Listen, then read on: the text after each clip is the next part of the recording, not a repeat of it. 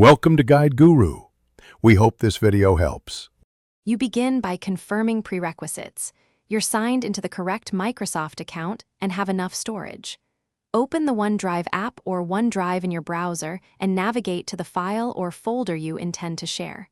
Once the item is visible, select it to reveal sharing options. Make sure to choose the right item. A folder versus a single file changes recipient access. Now, click Share to open the permission dialog and prepare the link or invite fields for the next steps. Once the Share dialog opens, decide how broad the access should be.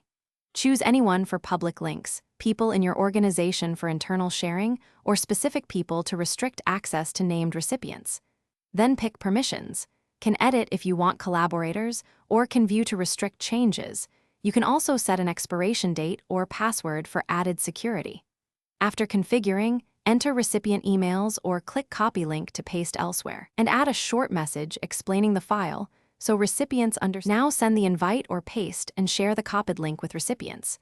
You should verify access by opening the link in a private browser window to confirm the correct permissions are applied. Once done, monitor recipient activity in the file's details pane to see views or edits. If someone reports they can't access the file, first recheck the email address and permission type, then ensure the file finished syncing. If problems persist, remove the link, recreate it with tighter settings, and resend to resolve lingering access tokens. Thanks for watching. Consider subscribing if we helped you today.